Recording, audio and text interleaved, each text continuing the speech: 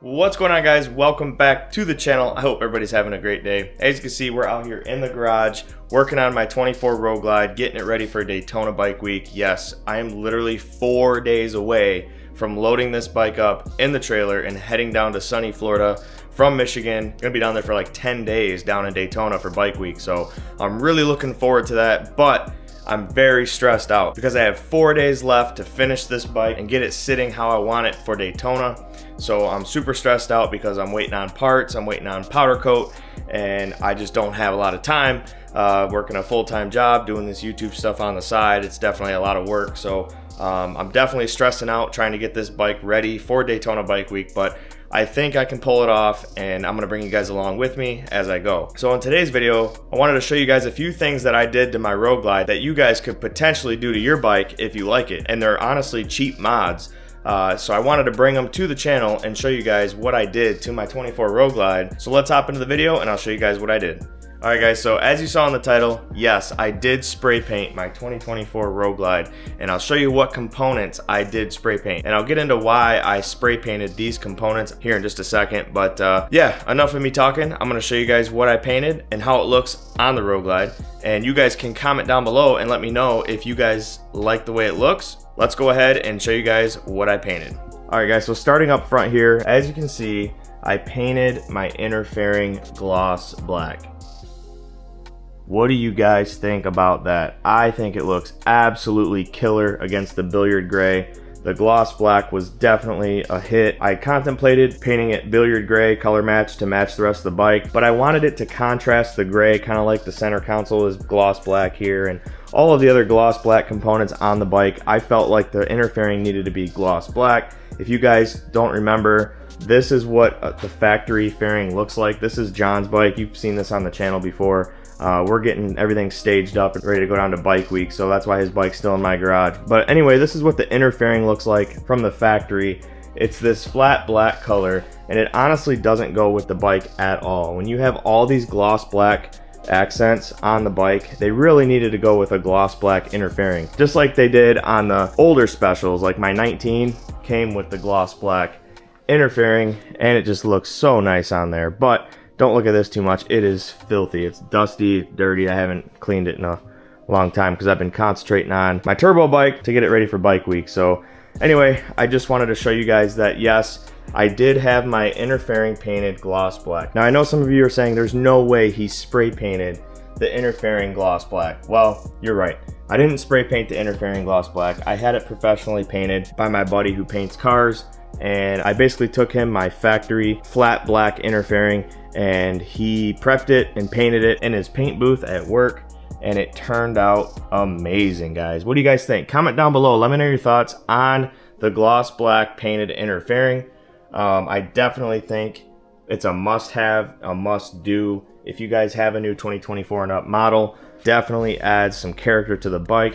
It definitely offsets the color of the bike and obviously matches the gloss black contrast parts on the bike as well. The flat black just is not cutting it. What's cool is having John's bike in the garage side by side next to my bike, so I can compare and show you guys the difference between gloss black and the stock flat black inner fairing. And obviously, as you guys can see in the video, the gloss black is definitely the way to go. Now, he didn't want to paint the vent up here gloss black because it's a textured material. I don't know if the camera can pick up on that, but this is like a textured plastic, and he'd have to do a lot of sanding and a lot of prep work to make that as smooth as the inner fairing here. And unfortunately, being that we're rushing for Daytona Bike Week, we didn't have enough time to do that. So I just had him paint the inner fairing gloss black and left the vent the factory matte black. And over here you can see that the factory inner fairing here is like a smooth plastic, and then the vent is more of like a textured plastic. So it just takes the painter a lot more time to prep this material than it does this material. So I just had him do the doors and the inner fairing for now. And also, like on John's bike, he still has the nacelle, the plastic nacelle going around the handlebars here. He would have to do the same thing. This is the same textured plastic as the vent up here. I just wanted to point that out to you, bring that to the channel, and show you guys what it looks like with a gloss black painted inner fairing, guys. I cannot believe how much better it made the bike look. And if you guys noticed, yes, I upgraded the audio in the 24 Road Glide to cicadas in the front and nothing in the back because I don't like the way speakers look and bag lids. So yeah, stay tuned guys. My next video, I will be showing you guys what speakers and amp plug and play kit I went with, and what I will be doing is doing a sound comparison between the cicadas and the factory stock speakers that came in the 24 Road Glide, because John has not upgraded his audio yet in this bike. So it will be a good comparison between my cicada setup, plug and play setup, compared to the factory stereo with the factory Rockford amp. So I will get into that in my next video, so stay tuned guys, you're not gonna wanna miss it. I will be showing you guys what speakers I went with, what amp I went with, and what kit you can buy to make it literally a plug and play system, guys. I installed the system in my garage, plug and play, no issues, and it honestly sounds amazing. So stay tuned for the next video. I will be doing a video on my cicada audio. All right guys, moving on to the back here. As you can see, my rear taillights are now black. They used to be red from the factory, and yes, I spray painted them gloss black with this right here. It's called Nightshades by VHT. This stuff here I've been using for the last 10 years on my trucks and my cars, and anytime I wanted to tint taillights, I would use this, and honestly, it's a great product. I stand behind it. If you know how to apply it and you know how to coat it, you will not have any issues with it, and you will still be able to show light through the taillights without being too dark. I'm gonna show you guys how they look here in a second once I turn the key on, and I will show you guys that you can still see the red LED lights and turn signals through the smoked lenses. So in order to get the taillights this color, this gloss black color, I did 2 coats of this VHT Nightshades on here, and I took the taillights out from these holders here, the taillight housings. So this is a 2-piece design. You have the light itself, which is mounted inside of this housing, if you will. And basically all you have to do is remove these bolts here on the back side of the bracket, and the whole taillight and taillight housing comes off. And you can pull the lens out from behind the housing and obviously unplug it here. There's a plug, there's one plug there, you unplug it. And I literally spray painted them on that table right there. Put a piece of cardboard down and just painted the lens. So it was a super easy modification to make these taillights smoked out, really give it that tough, sinister look. What do you guys think? Comment down below, let me know your thoughts on the tinted taillights for the 2024 Road Glide. I know there's not a lot of taillight options out yet for the new 24 and up Road Glides and Street Glides. So I just wanted to modify the stock ones because I don't mind the way the stock ones look. I just didn't like the all red taillights. It didn't match anything on the bike because everything on the bike is black and gray, including my license plate here. So I definitely wanted to give it that smoked out look, and I was like, you know what? I'm gonna try it just like I do on all my trucks, and they turn out great. I'm gonna try it on here. If it turns out like crap, I had a set of custom dynamics Pro Beam fillers I could throw in there for Daytona if I ruined these, but I didn't ruin them. They look absolutely killer, and I'm very happy with how they turned out. And yeah, this can is literally like 20 bucks at AutoZone or O'Reilly's. You can find it anywhere, and all you need to do is shake it up and pull these lenses out, put them on a table, prep them with alcohol. I took some alcohol wipes and just basically made sure there was no residue or oils or dust on the lenses.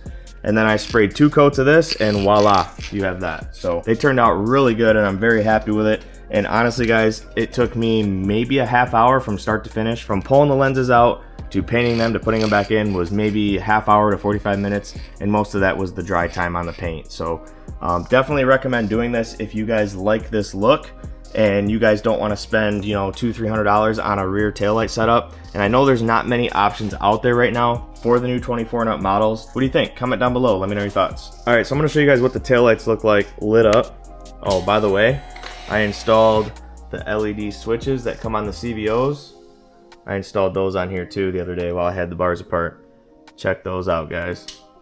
Definitely recommend getting those for your 2024 and up bikes that's not a CVO. I will leave a link in the description below on where you guys can get these. These are an OEM Harley part, and I'll put the part number in the description below. All right guys, so the accessory mode is on and the running lights are on. Check that out. They literally look factory, and they're definitely bright enough so that the car or bike behind you can see. So that is the running light. I'm gonna go ahead and turn on the flashers and show you guys what the turn signals look like, smoked out. And as you can see, they're just as bright as the factory, so you're not losing any visibility, maybe a little bit, but not enough to hurt anything, and not enough for cars not to see you. Because I know I'm gonna get a bunch of guys in the comments saying, that's so dumb, why did you tint your taillights? Now you're gonna get rear-ended. Like, no, if you do it right, and you only do 2 coats of VHT on the lenses, they will turn out like this, and you will still be able to see your lights through the VHT paint. The brake light still shows up clear as day, and you won't have any issues with people running into you or not being able to see your taillights. So highly recommend that mod. It's a super quick and easy mod to murder out the back of your road glide or street glide. And yeah, like I said, it only costs about 20 bucks, so can't beat that. You can find this stuff at any AutoZone or O'Reilly's or any auto parts store, or you can order it on lovely Amazon and have it shipped right to your door. And by the way, this is not a sponsored video from VHT. I've been using this stuff since I was 16 years old in my first car. So moving on to the next thing that I spray painted. So being that I decided to build this bike like 40 days prior to Daytona Bike Week, I knew I was going to be rushed on a lot of things that I wanted to do to the bike. One of those being I wanted to convert the bike over to chain drive, being that I do have the turbo on here now and I'm pushing a lot more horsepower and torque than factory. And I was going to put the same chain drive kit I have on Gold Digger, which is a Trask chain conversion kit with a EK chain. I wanted to do that, and I still am going to do that on my 24 Road Glide.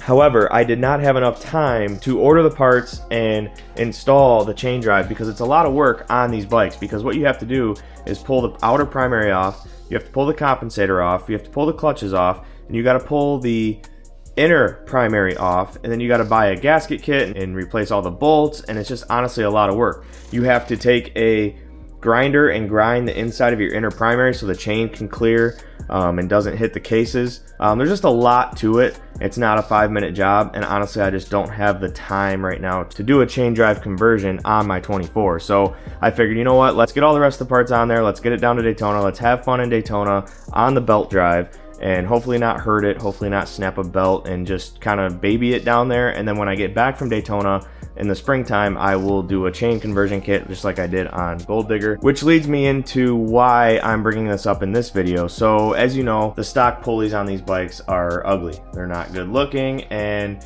with the wheels I'm putting on this bike, which stay tuned, they will be on the bike in the next video, so stay tuned for that. I'm just not a fan of how a stock pulley looks on the bike. So I decided I might as well pull it off and send it to my powder coater and have him powder coat the pulley gloss black, just to kind of make it look a little bit better than a factory matte black with the silver ring around it. And I'll go over to John's bike and show you what the factory pulley looks like. It's kind of hard to see on his bike because he has air ride, but that's the stock pulley there. So I was like, okay, in the meantime, for Daytona, I will just take the stock pulley to my powder coater while he's powder coating other parts. Like, he did my lower rocker boxes and push rod tubes and turbo and all that stuff. So I was like, I'll just take him the stock pulley and he can do it gloss black. Well, here it is. Here's our gloss black stock factory pulley, and it looks great, right? Well, I'm gonna put a picture up on the screen here and show you guys what it did when he went to bake this pulley in the oven. Obviously, if you guys are familiar with powder coat, you have to sandblast the part, clean it, degrease it, and then spray it with powder, and then put it in an oven, and it bakes at a high temperature. And when it cures, it turns out like this, which this pulley looks absolutely amazing. I honestly probably would not convert this to chain drive if I was able to run this pulley, because honestly it looks really good and it's not an eyesore to me. I would basically just run the belt until I broke the belt or needed a chain drive, then I would switch it all over. But that is not the case in today's video. As you saw in the picture right there, the back part of this ring, it's hard to do with just one hand, but there's a ring that is pressed on from the factory, and it's a steel ring pressed onto an aluminum pulley. So I'm no engineer, but I do know that aluminum expands when you heat it up. So I'm assuming that when this was hanging in the oven, the aluminum expanded and the steel ring came unpressed from the pulley and fell off. Now, a lot of guys online, this has happened too. I didn't do my research before powder coating this, but this has happened to other guys that powder coated their factory pulley, and they said that there's two things you can do. A, try to press it back on, which is what we did, but it's not very sturdy, and it kind of like, I can't do it with one hand, but it's kind of loose on there. And I don't want to risk that outer ring falling off when my bike's on the dyno down at All American Cycle or down in Daytona. I don't want the ring to fall off and ruin my brand new wheels I'm about to put on this. So with that being said, I'm not going to be able to run this nice gloss black pulley on the Road Glide. It's honestly not safe. The belt could slip off and the belt could get caught up in the primary, and it's just, I'm asking for disaster there. So we're not running this pulley because this pulley is now junk. Even though it looks so beautiful from the powder coater, I am not able to run this pulley anymore. And the other thing I could have done is put in some, I could have drilled and tapped on these parts here. I could have drilled and tapped a screw and basically screwed the ring down. But then I was thinking about balancing issues and all that, and I didn't want to have a wobble. And I was like, you know what? This thing, we're just gonna call junk at this point. So we're not able to use this pulley. So this literally just happened last night, guys. And I have, like I said, 4 days before the bike has to be loaded up in the trailer and it's heading down to Florida because I have to go early to get the bike dyno tuned down in Miami at All American Cycle first before Bike Week. So with all that being said, I am now frantically panicking because I no longer have a pulley to run on my bike because the stock pulley that came off Gold Digger I sold. So luckily, I have a lot of good friends and a lot of good friends that swap their bikes over to chain drive. So my buddy Chris gave me his stock pulley. And as you guys know, I don't like the way a stock pulley looks. I was like, oh, why not just spray bomb it? I went and got some gloss black, high temp Rust-Oleum paint, spray paint. Yes, spray paint, okay? And I spray painted his stock pulley black. Well, as you guys can see, the pulley is not gloss black.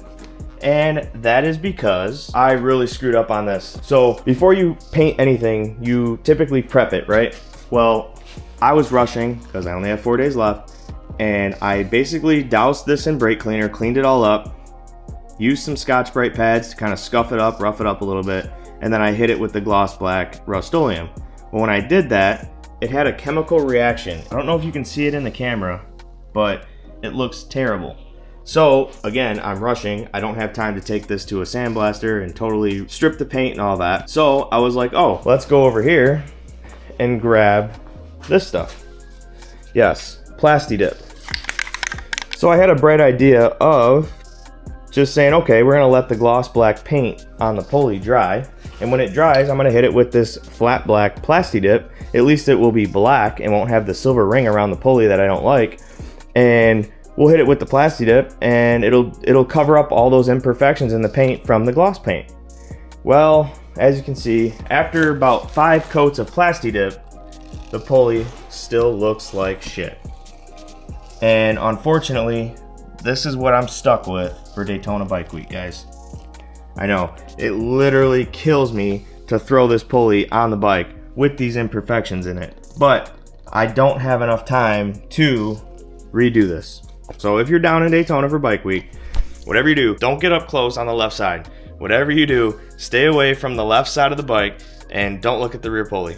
I am absolutely embarrassed at how this thing looks and how it turned out. And I'm out of time, guys. I don't have enough time to order up a chain kit and pull the inner primary off and do a chain drive conversion before I leave for Daytona. So unfortunately, we're gonna be running this ugly pulley. And when I get back from Bike Week, we will be doing a chain drive conversion on my 24. I'm not gonna be running this ugly pulley forever, guys. So I just wanted to point that out to you guys and show you that. And I also wanted to make this video to warn you guys not to powder coat your rear pulleys, even though that looks absolutely amazing, right?